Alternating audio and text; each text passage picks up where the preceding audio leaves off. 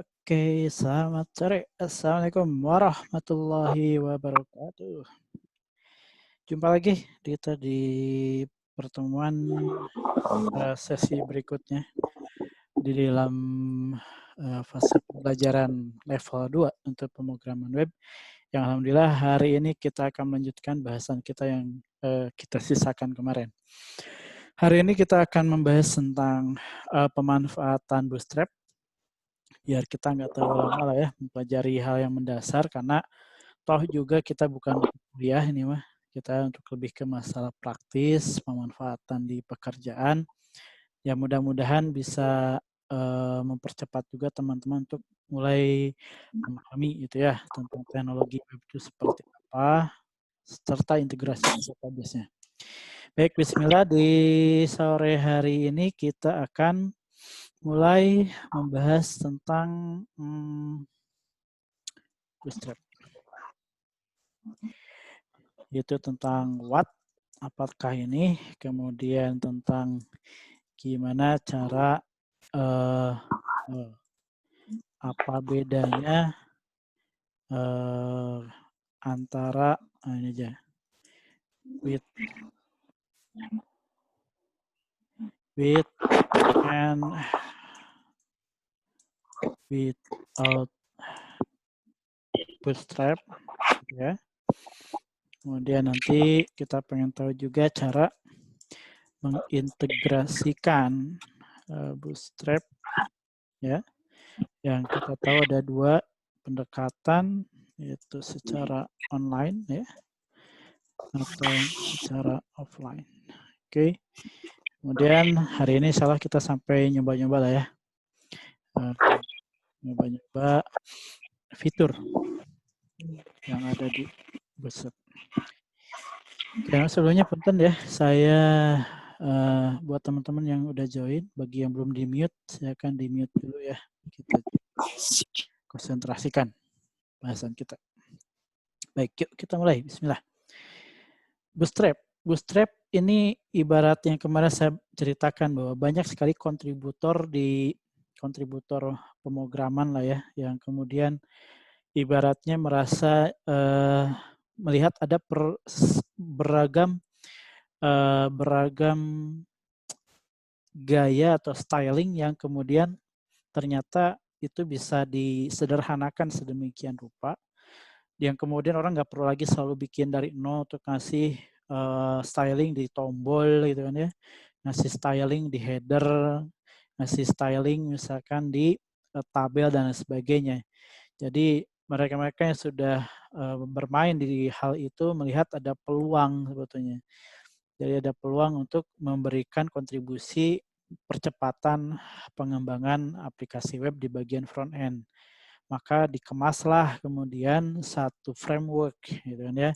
Satu framework front end yang di dalamnya sudah tersedia banyak sekali fasilitas-fasilitas komponen UI di front end web yang lantas kemudian dirasa ini sangat sering kan dipakai, seperti pembuatan tabel, form, kemudian bikin modal dan lain sebagainya.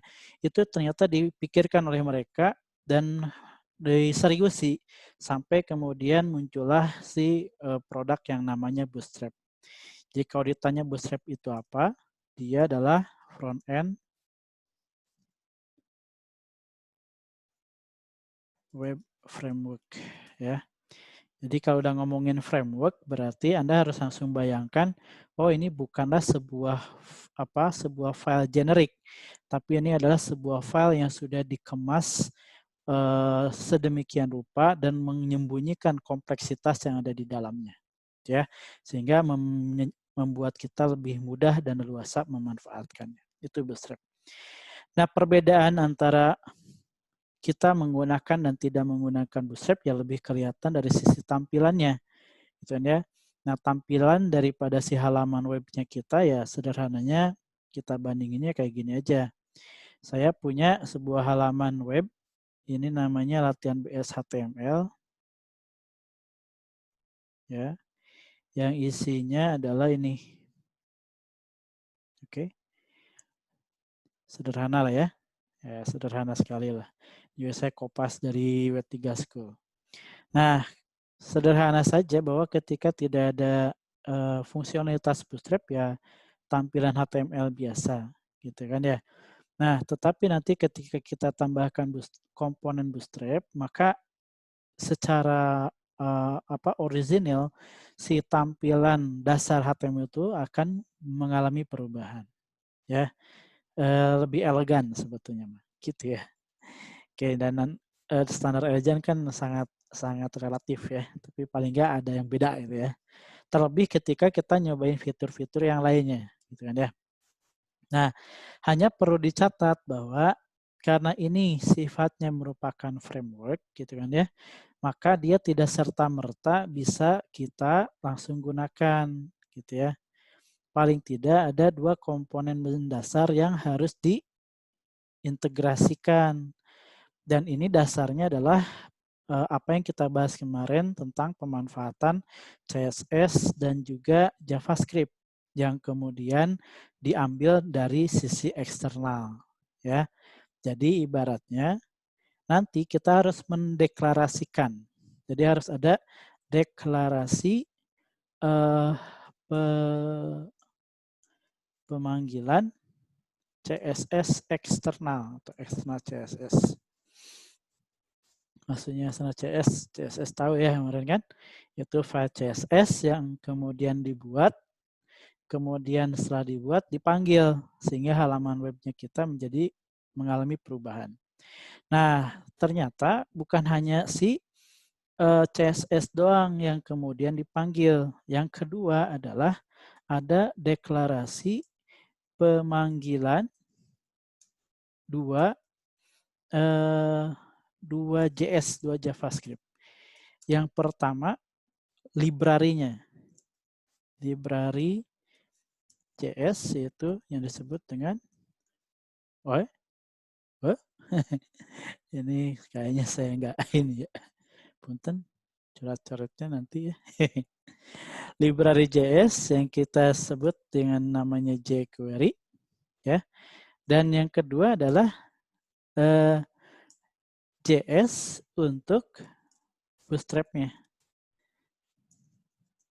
Oke. Jadi JavaScript di sini tuh kita bisa lihat nanti ada 2 gitu ya. Jadi JavaScript-nya Bootstrap itu juga dibuatkan oleh si kontributor itu, yang kemudian dia nggak bisa berdiri sendiri. Artinya harus ada platform dasarnya, yaitu jQuery. jQuery sendiri apa? Singkat aja lah ya, nanti kita cari waktu khusus untuk membahas lebih detail. jQuery itu ibaratnya juga hasil kontribusi orang-orang itu juga yang kemudian fokus bekerja di pemrograman JavaScript. Jadi Anda tahu JavaScript kemarin kan ya, itu sangat membantu sekali dalam hal membuat halaman web lebih dinamis dan lebih responsif. Oke, tapi masih generik sekali. Jadi kayak pemrograman dasar banget, ada if, ada else, dan sebagainya.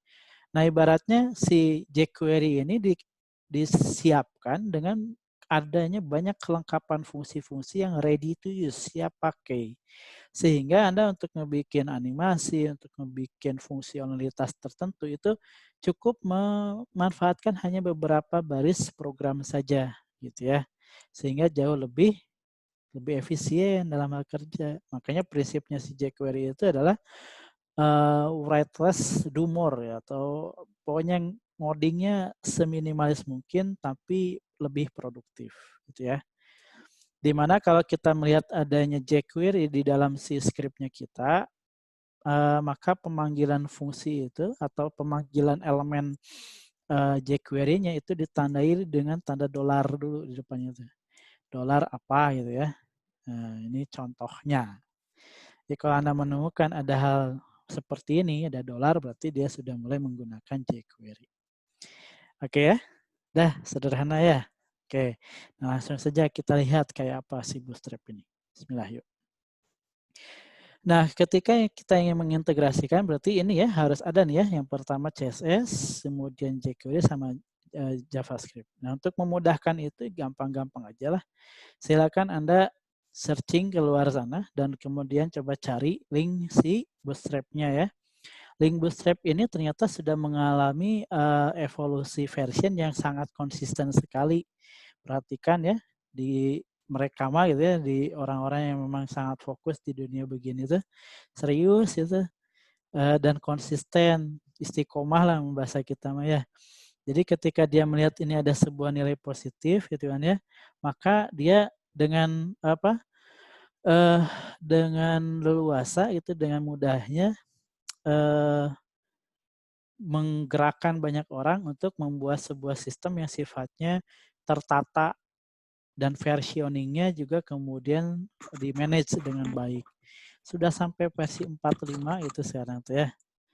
Nah kok bisa begitu? Ya mereka memang merasa ini ada sebuah nilai positif, jadi dikembangin terus ya. Nah kita ini belum bisa lah ya, harus mungkin beberapa sudah mulai ya punya konsistensi di hal beginian. Ya paling nggak mah kita tahulah cara makainya ya. Oke. Baik, nah mari kita lihat bagaimana sih cara memanfaatkan si Bootstrap. Poin pertama adalah disebutkan nih, ini di situsnya dia ya, di master situsnya. Kita akan pakai versi 4.5 yang sudah melengkapi banyak sekali fitur yang bisa memudahkan kita ya untuk pemrogramannya. Baik, di sini ada CSS yang nanti harus dimasukkan, oke, menggunakan link di dalam head-nya, yaitu namanya bootstrap.min.cs. Nah ini kalau Anda memperhatikan di sini, ini dia menyediakannya dalam bentuk eksternal CSS dan eksternalnya pun juga dari internet dan ini sangat memungkinkan. Oke, nah jadi ini kita akan copy. Nah, gitu ya, siapkan file HTML Anda ya. Nah kita taruh di atas ini. Oke, ketika di paste itu ada banyak atribut lainnya ya yang muncul, yaitu integrity sama cross origin. Ini untuk pengamanan saja. Dan ini kemudian apa namanya kita akan perhatikan bahwa ketika itu dihapus pun juga no problem. Mangga silakan ya kalau mau nanya. Ini kalau tak hapus ya nggak apa-apa sih, just ya. Kalau mau dibiarin juga nggak apa-apa. Jadi ini lebih ke fungsi accessing ke si setnya dia. Oke, nah ini bagus pertanyaan dari Kang Willy. Apakah kalau kita pakai yang jalur internet ini, terus internet parem masih bisa pakai? Ya jelas tidak, banyaklah yang kemudian tidak bisa dimanfaatkan ya. Jadi makanya kemudian saya memberikan catatan ini. Jadi andai kata Anda punya website dan websitenya terisolir di dalam intranet, di dalam jaringan lokal, dan servernya pun juga dikondisikan tidak nyambung keluar internet gitu ya. Barat Anda punya toko lah, si tokonya juga di mana gitu yang kemudian tokonya belum ada apa terpasang ke ISP manapun gitu ya. Ya buat pasang juga mahal gitu ya. Maka ya jangan dipaksain hanya untuk bisa punya Bootstrap Anda langsung langganan gitu hanya untuk dapat Bootstrap doang gitu kan ya. Nah, makanya kemudian kita bisa pakai cara offline gitu ya. Nanti kita akan belajar gimana kalau pakai cara offline ya. Nah, jadi gini Kang Usman, bedanya dengan framework lain sebetulnya nggak ada beda ya. Lebih ke masalah apa namanya styling ya, gaya saja sebenarnya. Jadi ada banyak framework memang di sini ya, dan Bootstrap adalah salah satunya. Dan yang disebutin Kang Usman, Materialize juga sama ya. Sebetulnya yang membedakan lebih ke tentunya gaya komponen dan elemen HTML yang di stylingnya gitu kan ya.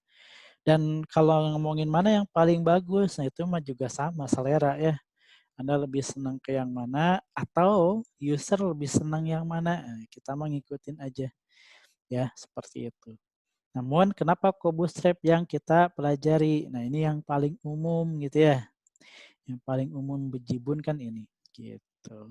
Jadi kalau ditanya bedanya lebih ke masalah how to style the HTML elemennya. Itu berbeda-beda ya. Ya namanya hal begini ya.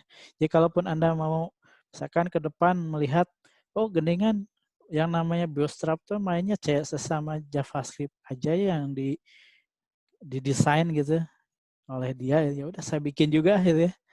Mungkin sekali. Jadi tiap Anda tiap Anda bikin tombol tuh Anda sudah punya gaya tombol sendiri, mungkin bentuknya bukan kotak gitu ya, tapi berbagai bentuk, berbagai warna itu sangat mungkin sekali ya. Baik, kita lanjutkan. Tadi sudah sampai mana? Oh ya, integrasi si Bootstrap min.css. Kemudian saya akan hilangkan ini ya. Nah, kita akan lihat dulu satu-satu aja seperti biasa ya kalau dalam belajar mah. Satu-satu tempelin, kemudian satu-satu dilihat pengaruhnya. Kita F5 aja. Nih, sudah langsung ada perubahan ya. Perhatikan ya. Ulangi ya, kecepatan. Saya hilangin dulu ya. Biasa di komen ya. Komen, di save.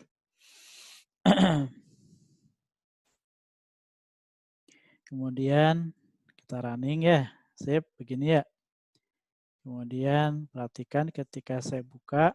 Cus ya. Kita buka, kita running lagi. Nah ya, ada perbedaan kan? Siap. Tekan F12. Biasa, karena ini sudah mulai bermain dengan komponen eksternal, ya kita bisa coba observasi juga kehadirannya di sini. Sampai level CSS-nya saja tidak ada banyak perubahan ya. Kalau Anda refresh pun tidak ada perbedaan.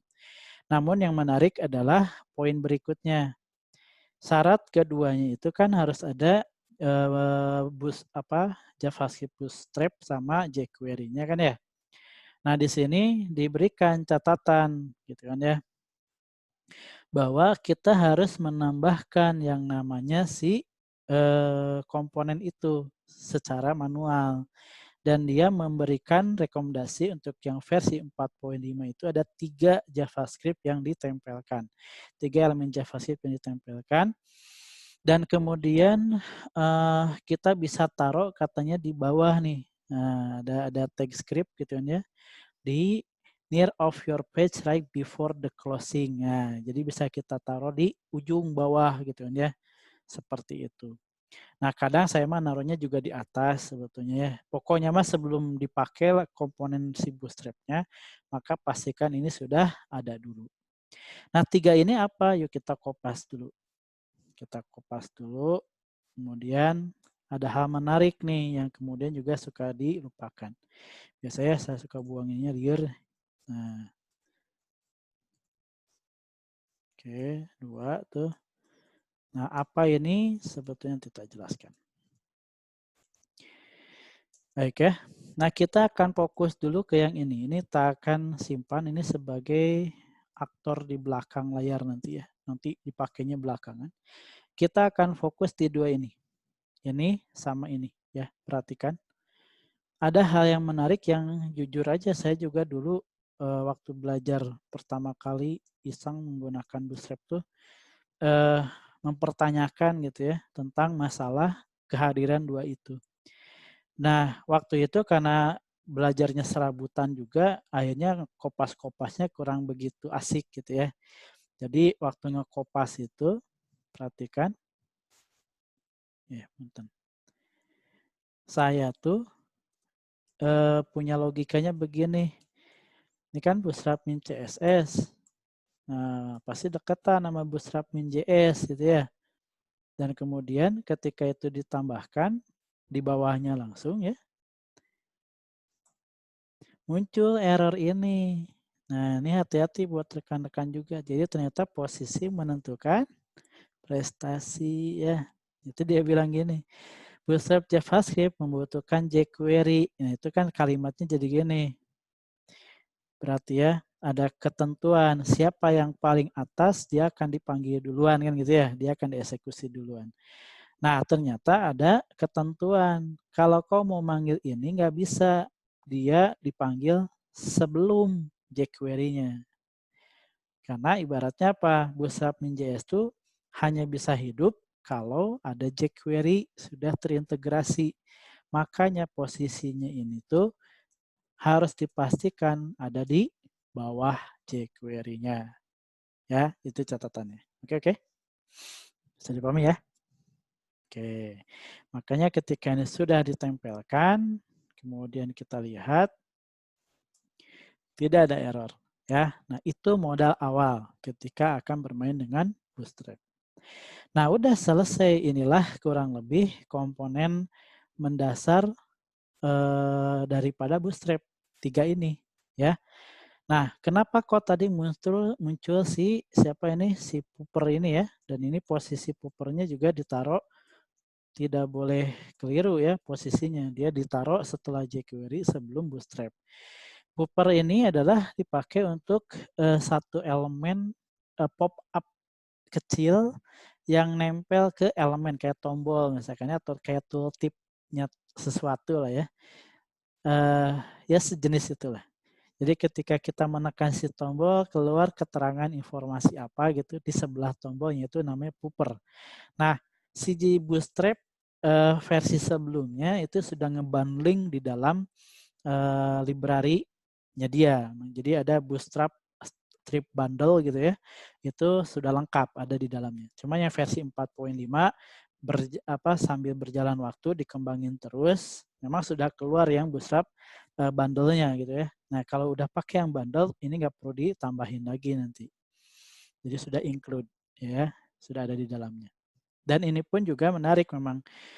Ketika Anda melihat file-file ini, gitu kan ya, maka sebetulnya Anda sedang melihat sekian banyak script di dalamnya yang kemudian kita akan pakai. Jadi kalau kita lihat ya, mau kita ketahui file CSS-nya Bootstrap-nya apa, kita panggil aja Ces. Nah, ini dia nih. Inilah hasil karyanya orang-orang yang tadi saya sebutkan. Nah, di dalam pemanggilan file Bootstrap ini pun juga representasi filenya itu ada dua ya. Ada yang pakai min, ada yang tidak pakai min. Ini lebih berorientasi kepada dia sudah ready untuk ditaruh di production ataukah enggak. Kalau sudah ready untuk ditaruh di server production, maka Anda gunakan yang min.css.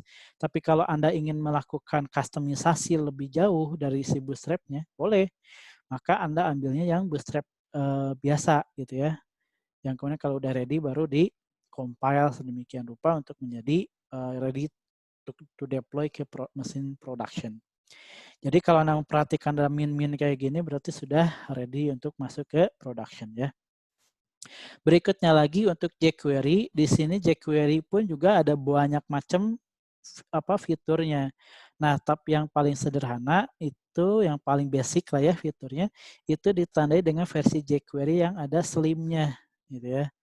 Jadi kalau mau yang lengkap nanti ambilnya yang jQuery tanpa ada slimnya ya. Dan itu ada. Oke. Seperti itu. Oke ya. Ini untuk yang proses integrasinya. Jadi yang kita lakukan adalah barusan menjalankan proses integrasi secara online. Nah baik, bagaimana sekarang kalau saya pengen memainkan ini secara offline gitu kan ya. Nah maka kita akan coba lihat fasilitas yang kemudian ada dan nanti insya Allah sesi pertama akan berhenti sampai itu. Nanti di sesi kedua kita akan mulai melakukan pemanfaatannya. Silakan Anda masuk nanti ke bagian halaman download ya. Nah, di situ dikasih informasi lah ke kita. Nih, katanya kalau mau ngambil si Bootstrap yang sudah tercompile, karena ada preprosesornya ya, si CSS dan JavaScript, ada engine-nya lah. Itu sudah disiapkan di sini. Oke. Dan dia udah pahit-pahitan ngasih tahu apa yang kemudian diambil itu belum termasuk adanya si Popper dan jQuery-nya. Jadi jQuery-nya nanti tambahin sendiri. Ya. Nah, kalau mau ngambil source file-nya berarti yang siap untuk di custom Anda pilih yang source file seperti ini, ya. Atau mau ngambil example-nya silakan ambil di download example. Oke ya. Nah, ini dia filenya udah ke download. Mari kita lihat.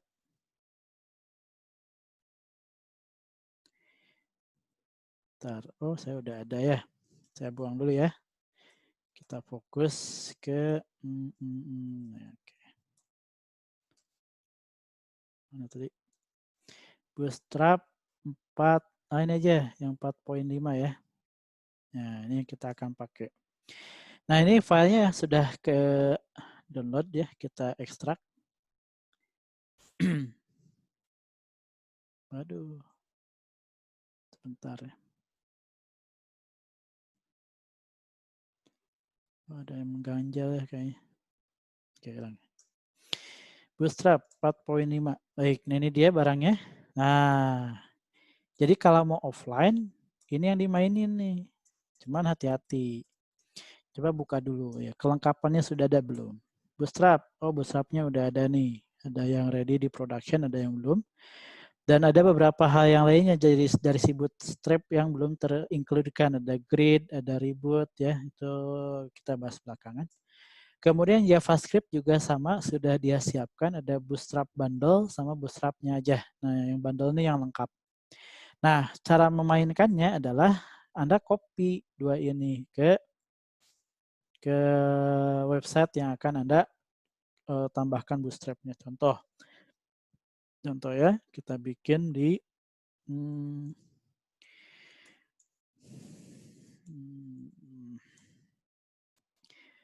kita punya kan The Gudang ya. Oke, nah kita latihan di sini aja deh, bikin ya. Karena belum ditata ya. Latihan Bootstrap, kemudian saya ngambil dari eksternal, saya bikin folder bebas ya. Nah, saya taruh di sini nih CSS sama JavaScript-nya. Cuma jangan lupa kan tadi yang namanya Bootstrap itu butuh tambahan library lain, yaitu ini ya, jQuery. Nah, gimana cara dapetin jQuery-nya? Gampang. Copy aja dari yang ini ya ke browser. Tuh kan keluar ya. Nah, kita ambil yang full-nya, jangan yang slim-nya.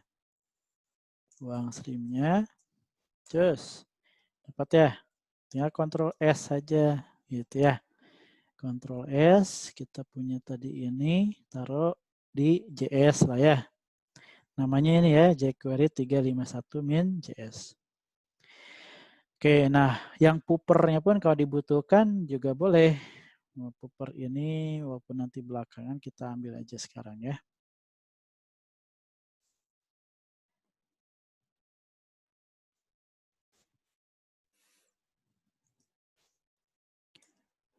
Oke, Ctrl S, latihan BS, extension, oke. Just res ya. Nah, kemudian apa yang harus dilakukan berikutnya? Ya sama, ya kita coba bikin aja file HTML yang kayak tadi ya. Ini saya akan copy ya, saya copy, Ctrl A, terus saya copy.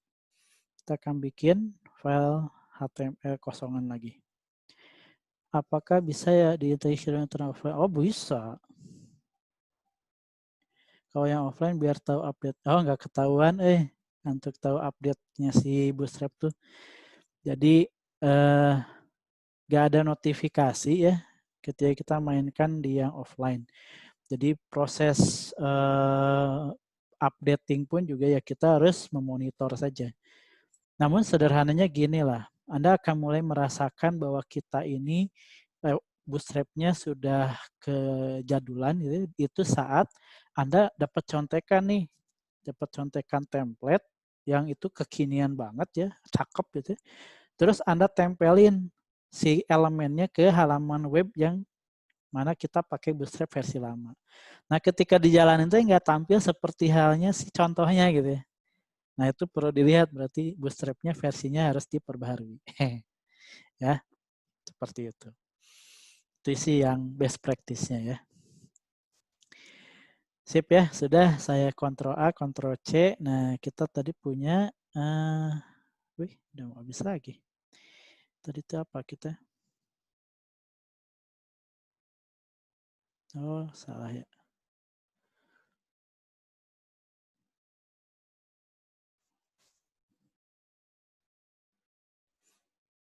Oke ya. Nah, di sini kan? Oke. Di latihan base ini saya bikin file baru. Kemudian saya paste di sini yang tadi ya. Tapi ininya kita nggak akan pakai yang online ya. Oke. Kita save dulu lah biar aman. Latihan bs.html. Cus. Nah, ya. Oke, nah sekarang kita akan ambil si filenya. File si bootstrap-nya itu kan ada di ext, css, ya kan ya?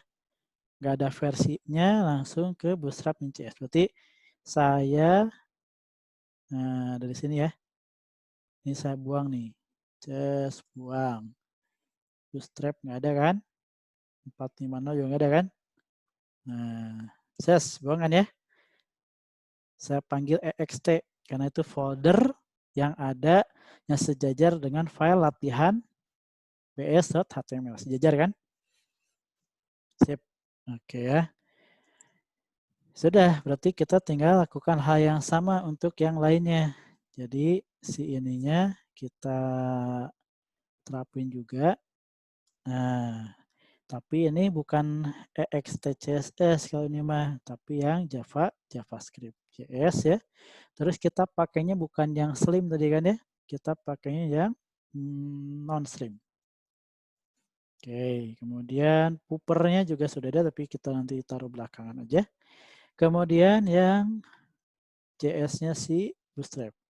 ext/cs bootstrap.js. Oke ya. Nah, untuk uji cobanya, biasanya saya suka iseng gini aja. Saya akan arahkan dia ke file yang keliru aja ya. File yang kelirunya itu adalah, kalau CSS ya kelihatan ya. Ini aja lah. Kali aja ya. Yuk kita panggil si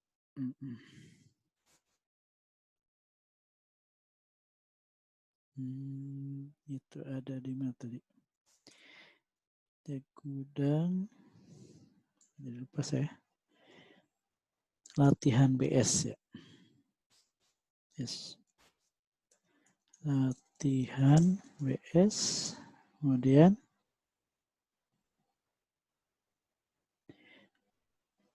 oh sama ya. Wah, kurang asik namanya nih. Apalah. .html. Just. Oke, nah ternyata benar kan apa yang kita lakukan tadi, mengganti ext jadi exta itu dihukum nih. Dia sebutkan bahwa filenya kagak ada. Nah, paling enggak tuh kita ngerasa diperhatiin sama si browser ya. Itu bahwa kita nih mengarahkan file JS-nya itu ke lokasi yang memang salah tapi dibutuhin. Nah, kita akan buang ya. Gitu Kang. Jadi kalau mau belajar itu simple-simple aja lah ya. Iseng-iseng, toh waktu kita juga ada gitu ya. Luangkan waktu, tapi ini jadi nilai plus ketika ada orang bertanya tuh lengkap kita ngasih informasinya. Sip. Nah, sudah selesai ya. Berarti kita sudah punya Bootstrap sekarang di halaman webnya kita. Alhamdulillah. Ini berarti udah offline ya. Sudah offline dan itu sudah bisa dimanfaatkan. Nah, sudah cukup ya sesi pertama. Nah, sesi kedua nanti kita akan mulai nih nyoba fitur-fitur yang ada di Bootstrap yang untuk belajarnya pun juga kita akan manfaatkan fasilitas di websitenya dia di bagian bawahnya. Ini contoh semua nih. Nah, kita akan melihat apa sih yang membedakan elemen HTML dengan Bootstrap dan tidak pakai Bootstrap ya. Baik, saya tutup dulu sesi pertama ini. Kita sambung di sesi kedua. Sampai jumpa. Assalamualaikum warahmatullahi wabarakatuh. Oke ya, kita tutup dulu ya.